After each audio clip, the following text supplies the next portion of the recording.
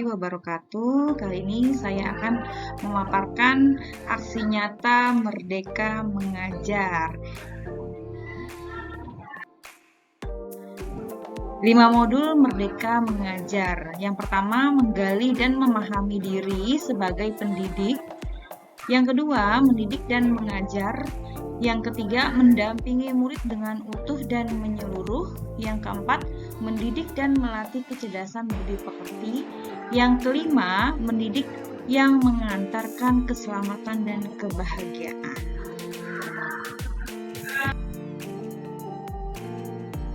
Yang pertama, mengenali dan memahami diri sebagai pendidik. Sebagai pendidik, yang pertama mampu mengenali kekuatan dan kelemahan diri. Yang kedua, mengenal karakteristik dan kebutuhan peserta didik. Yang ketiga, pendidikan berperan penting pada perkembangan. Yang keempat, mendidik anak sama dengan mendidik rakyat. Yang kelima, guru harus adaptif terhadap perubahan. Yang kedua, mendidik dan mengajar. Pengajaran merupakan bagian dari pendidikan. Pengajaran adalah cara menyampaikan ilmu atau manfaat bagi hidup peserta didik secara lahir dan batin. Yang ketiga, mendidik adalah menuntun segala kodrat yang ada pada peserta didik sehingga dapat mencapai keselamatan dan kebahagiaan setinggi-tingginya. Yang keempat, pendidikan tidak sekedar memberikan pengetahuan, namun mendidik keterampilan berpikir dan mengembangkan kecerdasan batin peserta didik. Yang kelima, sistem among ing ngarsa sung tolodo ing madya mangun karso tuturi handayani. Yang ketiga, mendampingi murid dengan utuh dan menyeluruh.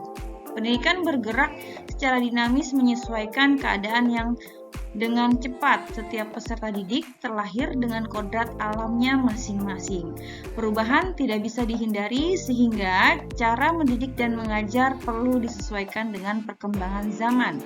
Guru dapat merancang pembelajaran yang berkelanjutan, terbuka, berdasarkan kebudayaan bangsa sesuai dengan asas Trikon yang dikemukakan Ki Hajar Dewantara. Kontinu, konvergen, dan konsentris.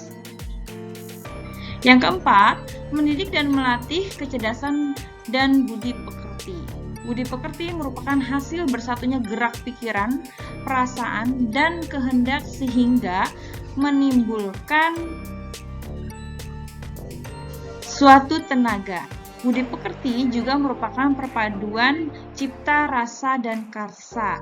Budi pekerti peserta didik tidak hanya dibentuk dari lingkungan sekolah saja, tapi juga terbentuk dari lingkungan keluarga dan masyarakat.